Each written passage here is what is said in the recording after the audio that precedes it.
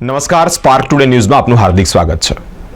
Corona virus એ વાયરસથી ન કેવળ ગુજરાત, ન કેવળ ભારત, સમગ્ર વિશ્વ હેરાન પરેશાન થઈ ગયું.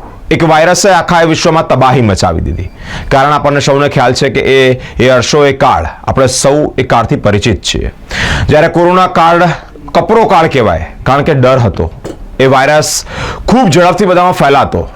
હાલ અત્યારે એક વાયરસ ખૂબ ચર્ચામાં છે. તેવી જ એક ડરનો માહોલ ઊભો કરે છે એક વાયરસ, HMPV વાયરસ. મિત્રો, એ વાયરસને લઈને લોકોમાં ડર પણ છે. લોકો ડરી પણ રહ્યા છે, પરંતુ ડરવાની જરૂર નથી.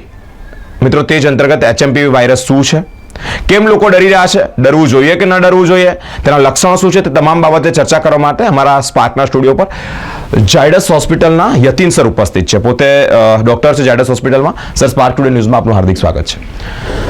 HMPV વાયરસ, આ વાયરસ અત્યારે હાલ લોકોમાં ચર્ચાનો મુદ્દો છે. સર, શું કહેવા માંગો છો? પહેલા તો એ વાયરસ શું છે?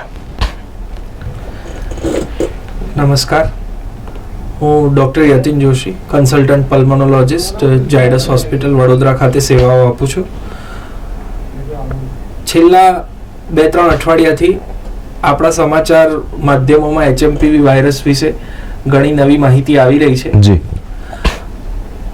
કોરોના વાયરસ જેમ ચાઇનાથી શરૂઆત થયેલી, એ જ પ્રમાણે આ વાયરસની પણ ચાઇનાથી જ શરૂઆત થયેલી છે.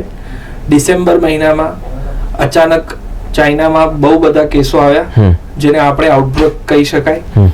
અને હવે ગ્લોબલાઇઝેશનના કારણે વાયરસ એક દેશમાંથી બીજા દેશમાં બહુ ઝડપથી પ્રસરી શકે છે, જેમ કોરોના વાયરસ પ્રસર્યો હતો. એ જ પ્રમાણે આ HMPV વાયરસ એટલે કે હ્યુમન મેટાન્યુમો વાયરસ, જેનું પૂરું નામ છે, એ HMPV વાયરસ પણ ચાઇનામાંથી આપણા દેશમાં ફેલાઈ શકે છે. હવે આ HMPV વાયરસ છે એ એકચ્યુઅલમાં તો છેલ્લા ઘણા વર્ષોથી આપણા વાતાવરણમાં હાજર જ છે, પરંતુ એનો આઉટબ્રેક ક્યારે થયેલો નથી, જે ચાઇનામાં હાલ થઈ રહ્યો છે.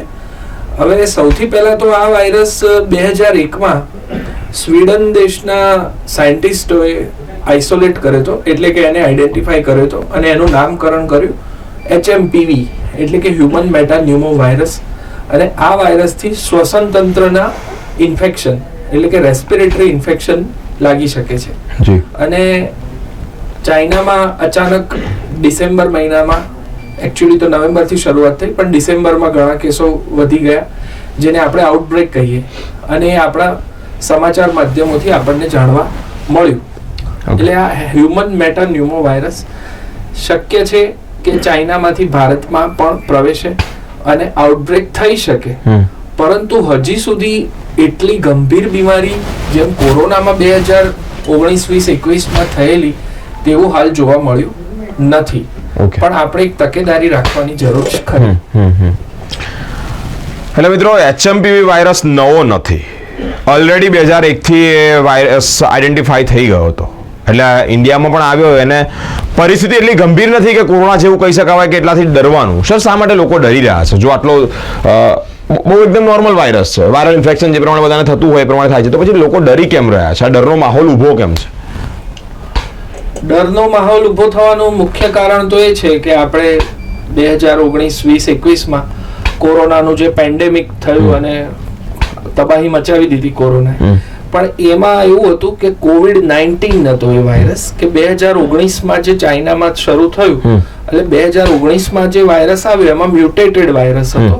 અને એના કારણે આપણી પ્રજા, આપણી જનરલ પબ્લિક, એનાથી રોગ પ્રતિકારક શક્તિ, ઇમ્યુનાઇઝેશન હતું નહીં. અને આપણે દરેકને શ્વસન તંત્રમાં એનું ઇન્ફેક્શન લાગ્યું. અને વાયરસ, કોઈ પણ વાયરસ, ખાસ કરીને શ્વસન તંત્ર એટલે કે રેસ્પિરેટરી સિસ્ટમના વાયરસ બહુ ઝડપથી ફેલાય અને શ્વસન તંત્રની અંદર, ફેફસાની અંદર એ ન્યુમોનિયા કરે અને બહુ ગંભીર બીમારી થાય. એટલે એના કારણે આ વાયરસ જે HMPV પણ કોરોનાની જેમ જ ફેલાય છે. ફેલાવાની પદ્ધતિ બંનેની સરખી છે. એટલે લોકોમાં સ્વાભાવિક છે કે ડર જાગે કે જેમ કોરોના ફેલાયો એમ આ વાયરસ પણ ફેલાઈ શકે. અને જેમ કોરોના એક ગંભીર ફેફસાની બીમારી, ન્યુમોનિયા છે, શ્વાસ લેવામાં તકલીફ પડે, એ બધી તકલીફ થઈ, એમ HMPV થી થઈ શકે. એ એક માનસિક અવસ્થાના કારણે ડરનો માહોલ જાગે.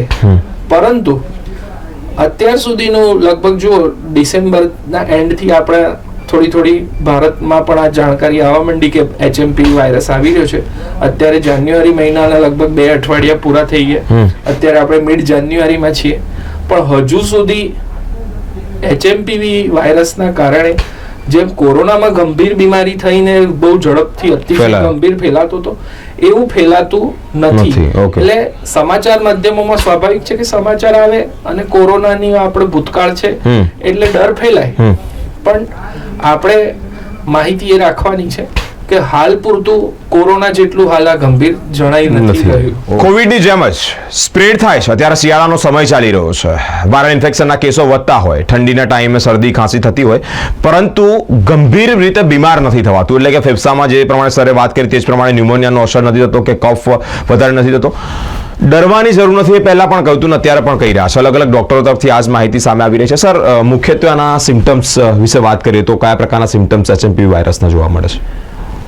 જી હા, HMPV વાયરસમાં પણ અન્ય તમામ રેસ્પિરેટરી ઇન્ફેક્શન કોઝિંગ વાયરસીસની જેમ જ સામાન્ય શરદી, નાકમાંથી શરદી થવી, માથું દુખવું, સામાન્ય તાવ આવવો, શરીરમાં દુખાવો થવો, ગળા પર સોજો, ગળામાં કફ લાગવો અને થોડી સામાન્ય ખાંસી આવી, એટલે કે કોમન કોલ્ડ અને ફ્લુ લાઇક ઇલનેસ જે આપણે અમારી સામાન્ય ભાષામાં કહીએ એ પ્રમાણેની જ બીમારી આપણને શરૂઆતમાં જોવા મળે છે HMPV માં પણ, જે આ હળવા લક્ષણોમાં આવે. હવે જો આની અંદર બહુ ગંભીર બીમારીની શરૂઆત જો થવા માંડે HMPV માં, તો પછી દર્દીને શ્વાસ લેવામાં તકલીફ થવી, ગભરામણ થવી, બહુ અતિ ઝડપથી શ્વાસ ચાલવો, ઓક્સિજન ઓછું થઈ જવું, એ બધા ગંભીર લક્ષણોમાં આવે. પરંતુ અત્યાર સુધી આપણને ગંભીર લક્ષણો વાળા કેસ ખાસ જોવા મળ્યા નથી. આપણને જે ભારતની અંદર હજુ તો બહુ શરૂઆતનું છે, બહુ ઓછા કેસીસ નોંધાયેલા છે. ગુજરાતમાં લગભગ 3 થી 4 કેસ નોંધાયા છે, પણ બધા જ માઇલ્ડ, એટલે કે મેં શરૂઆતમાં કહ્યું એમ સામાન્ય શરદી, ગળામાં સામાન્ય દુખાવો, માથું દુખવું, શરીર દુખવું, એવા હળવા લક્ષણો જ જોવા મળી રહ્યા છે. નોર્મલ સિમ્ટમ્સ જેમ વાયરલ ઇન્ફેક્શન થાય તે જ પ્રમાણેના સિમ્ટમ્સ જોવા મળે છે. શરદી, તાવ, ખાંસી, ગળામાં કફ. મિત્રો, ડરવાની જરૂર નથી. ફરી એકવાર HMPV વાયરસ અત્યારે ભારત દેશમાં થોડા ઘણા કેસો છે, અલગ અલગ રીતે સ્પ્રેડ પણ થઈ રહ્યો છે. નાના બાળકોને જલ્દી થાય, પરંતુ અત્યારે જેટલો જલ્દી સ્પ્રેડ થવો જોઈએ એટલો થતો નથી અને નાશ થવો જોઈએ, કારણ કે એકદમ નોર્મલ વાયરસ છે, એનાથી ડરવાની જરૂર નથી. સર, કયા પ્રકારના વ્યક્તિઓને આ વાયરસ જલ્દી ઇફેક્ટ કરી શકે છે? એટલે એવા કેવા દર્દીઓ હોય જેની મેટાબોલિઝમ વીક હોય, જેની ઇમ્યુન સિસ્ટમ વીક હોય, કેવા પ્રકારના દર્દીઓને જલ્દી ઇફેક્ટ કરી શકે છે? જી હા, મુખ્યત્વે આપણા અનુભવ પ્રમાણે જોવા મળ્યું છે કે HMPV વાયરસ હાલ પૂરતો બાળકોમાં, એટલે કે 5 વર્ષથી નાની ઉંમરના અને ઇન્ફન્ટ્સ એટલે કે 1 વર્ષથી ઓછી ઉંમરના બાળકોમાં વધુ પ્રમાણમાં થઈ શકે છે. અને એમાં પણ મુખ્યત્વે હળવી બીમારી જ જોવા મળી રહી છે. એટલે બાળકોમાં ઇન્ફેક્શન લાગવાનું પ્રમાણ થોડું વધારે છે. એટલે પીડિયાટ્રિક પોપ્યુલેશનમાં આપણે કેરફુલ રહેવું જોઈએ. અને અન્ય ક્રોનિક બીમારીઓ, જેમ કે ઘણા દર્દીઓ હોય છે જેને અનકન્ટ્રોલ ડાયાબિટીસ હોય, શુગર વધારે રહેતું હોય, અનકન્ટ્રોલ હાઇપરટેન્શન, બ્લડ પ્રેશર વધારે રહેતું હોય, ક્રોનિક ડિઝીઝીસ, કિડનીની બીમારીઓ હોય, લીવરની બીમારીઓ હોય, કે પછી બીજા કોઈ પણ કારણસર રોગ પ્રતિકારક શક્તિ ઓછી થઈ હોય, જેને આપણે ઇમ્યુનો કોમ્પ્રોમાઇઝડ વ્યક્તિ કહી શકીએ. આ બધા જ વ્યક્તિઓમાં ઇન્ફેક્શન લાગવાનું ચાન્સ પણ વધારે હોય અને ઇન્ફેક્શન લાગ્યા પછી હળવીમાંથી ગંભીર બીમારી તરફ આગળ વધવાનો ચાન્સ પણ વધારે હોય છે. જ્યારે નોર્મલ રોગ પ્રતિકારક શક્તિ ધરાવતી, નોર્મલ ઇમ્યુનિટી ધરાવતા વ્યક્તિઓમાં ઇન્ફેક્શન લાગવાના ચાન્સથી ઓછો હોય અને બીમારી હળવી રહેવાના ચાન્સ વધારે હોય છે. હવે આપણે આ શિયાળાની સિઝનમાં દર વર્ષે પણ શ્વસન તંત્રના વાયરસ આ ડિસેમ્બરથી જાન્યુઆરીમાં નોર્મલી પણ વધતા જ હોય છે. જેમ કે અન્ય વાયરસ છે, એડિનો વાયરસ છે, રાઇનો વાયરસ, ઇન્ફ્લુએન્ઝા વાયરસના કેસ પણ સામાન્ય શરદી આપણને બધાને ક્યારે ને ક્યારેક થતી જ હોય છે, તમે બધાએ બી નોટિસ કર્યું હશે.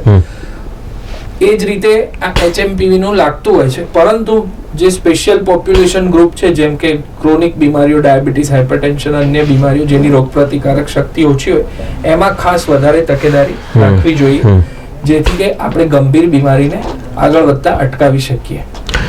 સામાન્ય યંગ જનરેશનમાં હાલ અત્યારે ચિંતાનો વિષય ડરનો વિષય બનાવવાની જરૂર નથી, કારણ કે એજેડ વ્યક્તિઓ અને નાના બાળકો અને એજેડ વ્યક્તિઓમાં પણ જે લોકોની રોગ પ્રતિકારક શક્તિ એટલે કે ઇમ્યુન વીક હોય એવા લોકોને થોડો ઝડપથી ઇફેક્ટ કરે છે. નાના બાળકોને પીડિયાટ્રિક વિભાગની વાત કરીએ તો નાના બાળકોને પણ જલ્દી આ વાયરસના ચેપ એટલે કે આ વાયરસની ઇફેક્ટ થતી હોય છે. ડરવાની જરૂર નથી યંગ જનરેશન માટે તો ખાસ. સર, વાયરસ થયો હોય તો બચવા માટે કે એનાથી રિકવર કરવા માટે કાઇન્ડ ઓફ કયા પ્રકારના કોઝ એટલે કે આપણે પ્રિકોશન રાખવા જોઈએ?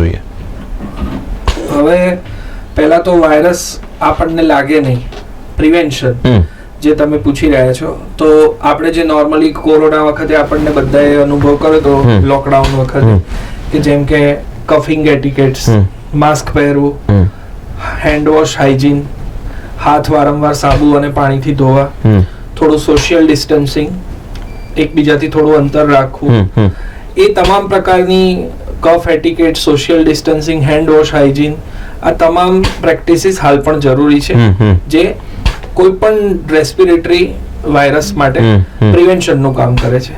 નહીં માત્ર કે કોરોના કે HMPV, કોઈ પણ રેસ્પિરેટરી ઇન્ફેક્શનમાં આ તમામ કફિંગ એટિકેટ્સથી લઈને હેન્ડ વોશ અને સોશિયલ ડિસ્ટન્સિંગ જરૂરી હોય છે. એટલે આપણે એ રીતે જનરલ પ્રજામાં આ વાત ફેલાવી છે કે જે it becomes a part of our life four healthy life, જેથી નહીં માત્ર કોરોના કે HMP, બીજા પણ અન્ય વાયરસોથી આપણે બચી શકીએ. આ એક પ્રિવેન્શન એટલે કે રોગ આગળ વાયરસને વધતા અટકાવવા માટે. હવે એની સારવારમાં એવું છે કે કોઈ સ્પેસિફિક એન્ટીવાયરલ દવા HMPV માટે છે નહીં આજ દિન સુધી. જનરલી વાયરસીસ સામે એન્ટીવાયરલ દવાઓ આપણી પાસે ઘણી ઓછી છે બેક્ટેરિયાની સરખામણીએ. હવે એન્ટીવાયરલ દવાઓ જ્યારે નથી ત્યારે આ ઇન્ફેક્શન લાગવાની સારવારમાં અમે મેડિકલ સાયન્સમાં જનરલ સપોર્ટિવ ટ્રીટમેન્ટ વધુ આપતા આવીએ છીએ, જેથી પેશન્ટનો ગળાનો દુખાવો, શરદી, કફ અને એ બધામાં ઝડપથી સિમ્પ્ટોમેટિક રાહત મળે, હાઇડ્રેશન મેન્ટેન એટલે કે થોડું શરીરમાં પાણીની માત્રા જળવાઈ રહે, એ બધાથી અને રોગ પ્રતિકારક શક્તિ એક મેન્ટેન થાય તો લગભગ બહુ ઝડપથી રિકવરી આની અંદર મળી જતી હોય છે. પણ એક સાથે હું એક મુદ્દો ઉમેરવા માંગીશ કે જો કોઈ પણ દર્દીને, કોઈ પણ વ્યક્તિને આ પ્રકારના હળવા લક્ષણો હોય પણ જો એ 3-4 દિવસની અંદર રિકવર ના થાય અથવા તો નોર્મલ દવાઓથી રિસ્પોન્સ ના કરે અને તકલીફ વધતી જાય, શ્વાસ લેવામાં તકલીફ પડે, શ્વાસોશ્વાસ બહુ ઝડપથી ચાલે, ગભરામણ થાય, કન્ફ્યુઝન ફીલ થાય માણસને, તો પછી એમને તરત હોસ્પિટલની મુલાકાત લઈને ફિઝિશિયન અથવા તો પલ્મોનોલોજીસ્ટ ડોક્ટરની મુલાકાત લેવી જોઈએ. અને જો ડોક્ટર એની પ્રોફાઇલ દરેક દર્દીની એના પેશન્ટની નક્કી કરીને જો એ પેશન્ટમાં જરૂરી હોય તો HMPV વાયરસ માટેનો PCR ટેસ્ટ કરવામાં આવે છે કફ ઉપર અથવા તો થ્રોટ સ્વેબ લઈને, અને લેબોરેટરીમાં એનો રિપોર્ટ કરાવવો જરૂરી બનતો હોય છે. પરંતુ અત્યાર સુધી એટલું કોઈ પેનિક થવાની જરૂર નથી, ડરવાની જરૂર નથી, કે પછી બહુ રિલેક્સ થઈ જવાની પણ જરૂર નથી. પ્રિકોશન રાખવાના. યસ, આપણે જરૂર છે જે મેં પહેલા પ્રિવેન્શનની વાત કરી, to become this things as a part of our healthy lifestyle, અને આપણે કેરફુલ રહેવાનું છે અને એલર્ટ રહેવાનું છે, નથી પેનિક થવાનું કે નથી બહુ રિલેક્સ થવાનું. Okay okay, thank you so much. મિત્રો, HMPV વાયરસને લઈને જાજી એવી ઇન્ફોર્મેશન તમારા સુધી પહોંચાડી. પહેલી વસ્તુ, ડરવાની જરૂર નથી. બીજી વસ્તુ, એજેડ માણસો અને નાના બાળકોમાં જલ્દી ફેલાય છે, પરંતુ એ પણ જેની ઇમ્યુન વીક હોય એ થઈ ગયા પહેલાંની સરે વાત કરીને થઈ ગયા પછીની પણ વાત કરી. થઈ ગયા પહેલાં આપણે નોર્મલ રૂટીન લાઈફમાં એ વસ્તુને પાર્ટ ઓફ લાઈફ બનાવી દેવી છે કે આપણે સ્વચ્છતા, હાઇજીન, વારંવાર હાથ ધોતા રહેવું, અલગ અલગ જગ્યા પર જે જગ્યાએ લોકોની એકદમ શું કહેવાય વધારે ભીડભાડવાળી જગ્યા હોય, જે લોકો બીમાર હોય એ લોકોની નજીકથી થોડું ડિસ્ટન્સ રાખવું જોઈએ. સાથે થઈ ગયા પછી તો નોર્મલ રૂટીનની વાત કરી તે જ પ્રમાણે કે ટેસ્ટ કરાવવો જોઈએ. જો તમને એવું લાગતું હોય 4-5 દિવસના અંતે કે હજી પણ નોર્મલ દવાથી નથી મટતું તો તમારે નજીકના કોઈ પણ સારા ફિઝિશિયન પાસે જઈ અને એનો ટેસ્ટ કરાવવો જોઈએ. ડરવાની જરૂર નથી. HMPV વાયરસ નવો નથી. ફરી એકવાર, એ વાયરસ નોર્મલ જે પ્રમાણે વાયરલ ઇન્ફેક્શન થતા હોય તે જ પ્રમાણેનું છે, પરંતુ સાવચેત રહેવાની ખાસ જરૂર છે. અલગ અલગ વિષયની માહિતી આપ સુધી પહોંચાડતા રહીશું. અમારી સાથે સ્પાર્ક ટુડે ન્યૂઝ પર જોડાયેલા રહો. કેમેરામેન અખિલ સાથે હું બિરેન, સ્પાર્ક ટુડે ન્યૂઝ.